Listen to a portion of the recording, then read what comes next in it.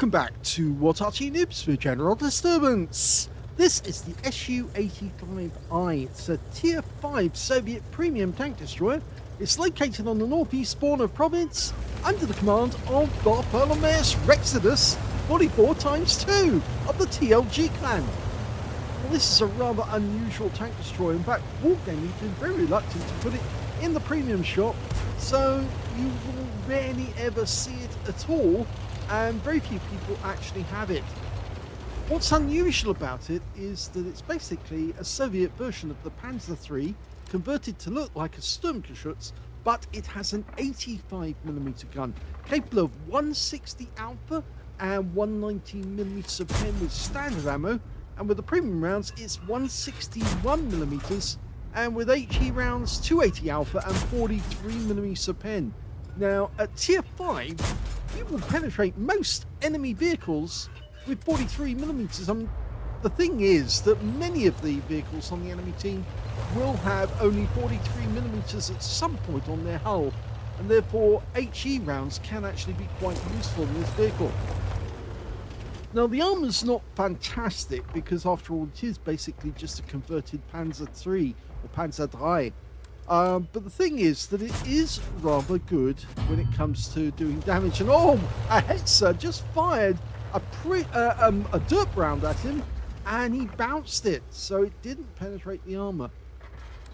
Yeah, that's the 105mm round just fired back at him, so he obviously got spotted and he was still able to block it. Now he's firing these rounds in, trying to get damage on the enemy of the other side, and none of them are connecting at the moment. But he should be able to connect with quite a lot of these enemy tanks and do some severe damage to them. Now you can see he's actually in platoon with the Panzer IV Hydrostat. If you stand in the valley, that's Wild Wolf. Oh, yep, got his first hit, and the T1 Heavy went into the engine bay. Go for the gap. Yes! Another nice strike. A high roll for 165.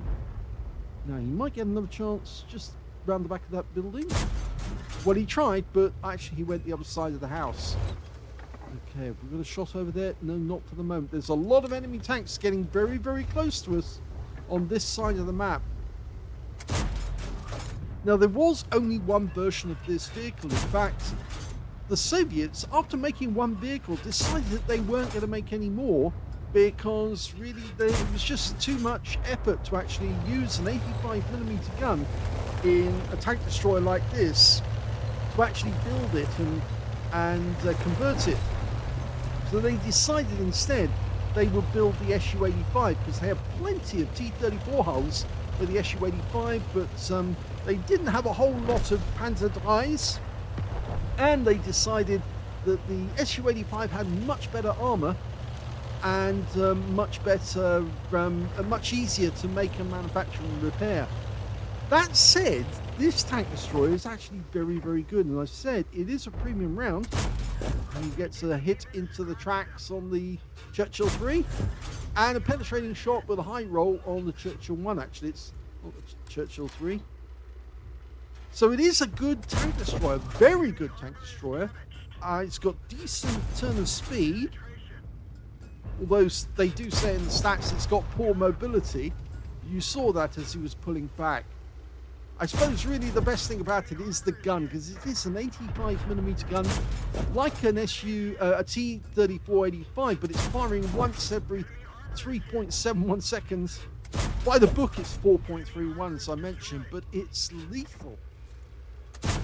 Okay, he's getting really good hits. Most of the shots he's connecting will just go straight through and kill. And he's got 3 kills already. He's going for his 4th. 2 more shots, that T6 medium's going to be out the game. They're all pulling into cover. You notice that?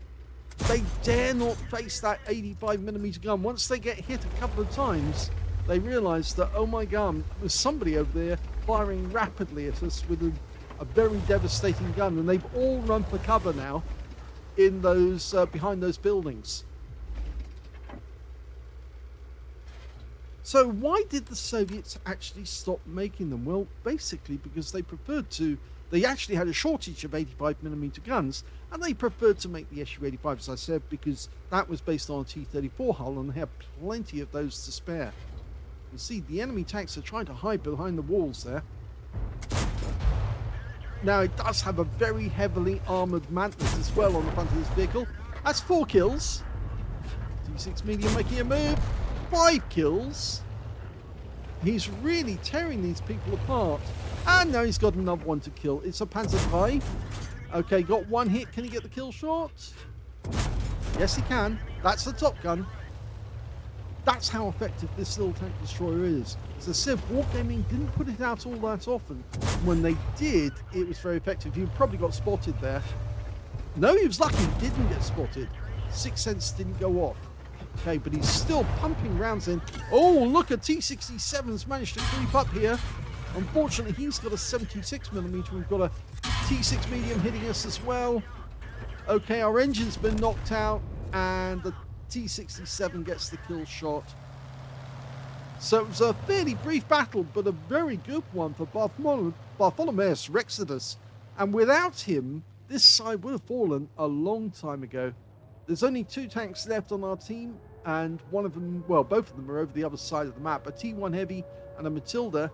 And, well, I don't think they've got very much longer to live, because there are heavies, or there is a heavy, a Churchill 3, on the way up to try and destroy them.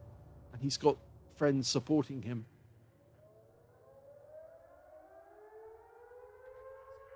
So kind of sad, because you saw how effective this little tank destroyer was, but BertholomaeusRexodus did incredibly well to get a Top Gun. The gun handling isn't so great. As you saw when he was trying to shoot at those tanks, he was having to move the vehicle to actually get the enemy tanks within the arc. And then when the gun swung over, it maybe swung too much, and he was afraid the shots were going to miss.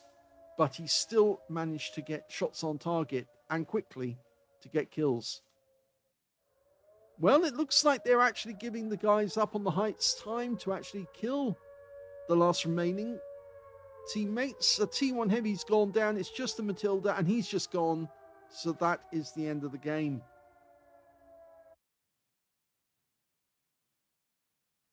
Here's the end of battle stats. That was an ace tanker game for BertholomaeusRexodus44x2 of the LTG clan, or TLG clan, I should say, in the SU-85i.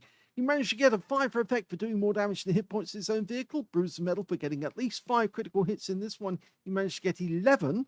He got a high caliber for dealing the most damage in the game, and he got a Top Gun for getting at least 6 kills.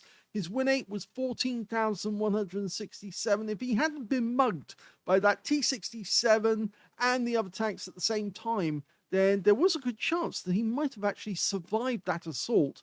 But it was the T-67 that eventually brought him down. And so, yes, I'm afraid he went out of the game. But after he put up a valiant assault, or a valiant defense on the enemy, to stop them seizing that corner. Let's have a look at the team score. Well, we can see he definitely came highest on damage with 3,396 hit points, with the next highest scorer being the Stug 3 Aslains on the enemy team, who actually picked up a Confederate for 1,518 hit points. And the third place was the Churchill 3 on the enemy team with 1,210. When it came to kills, again, he got the top spot with 6 kills. 3 kills went to the Matilda on the enemy team and to the T1 Heavy on his own team. And the Matilda on his own team also managed to get a Aslains medal, so he was killing higher tier opponents. And when it came to base XP, it's the Churchill 3 on the enemy team gets the highest with 925. But in second place, yes, second place was BertholomaeusRexodus with 845. So he did very, very well and almost pulled it off in terms of actually defending his cap area single-handedly. He fired 41 rounds, got 26 direct hits on the enemy, 24 penetrations. I'm afraid the big difference between the number of shots fired and direct hits were the fact that he was blasting away across the valley without much effect. It was only when he actually spotted the enemy tanks that he started getting hits. But yes, he was trying for lots of blind shots, so that's why there's a big disparity between the number of direct hits and the number of shots fired. You can see that when he did actually get a direct hit, he did penetrate the target. You can see these shells don't tend to bounce off. They tend to go straight through. 3,396 hit points of damage, of which 469 were at more than 300 meters, so most of the damage was done at close range. He received 6 hits from the enemy, 5 of them penetrated, 1 non-penetration. Yeah, I'm afraid, apart from the mantlet, the rest of the armor is not so great. It hasn't got great armor elsewhere on the body, but you see, if most people auto-aim, they will hit the mantlet, and if they do hit the mantlet, the shell won't go through. So you see, this is one of those tanks at tier 5 where you don't want to auto-aim onto it. You want to try and get in on a weak spot and try and take it out that way. 350 hit points of damage blocked by armor. 10 enemy vehicles were damaged, 6 were killed. So yes, he was well on the way to getting a Pools medal. And on a premium count, he actually earned 69,969 credits on a losing game. Losing, yes, he actually earned a huge amount. And he did fire some premium rounds, but not a whole lot. He also picked up 2,757 experience points as well. This is one of those little tanks that I really would like to have in my inventory. I don't have one. I wish I did have one, but presumably one time in the future, when it does come on sale, I'll try and get one. But certainly, BertholomaeusRexodus is probably having a great time in his SU-85i. Yes, I suppose you're not going to be seeing some really top tier vehicles in it because it is tier 5.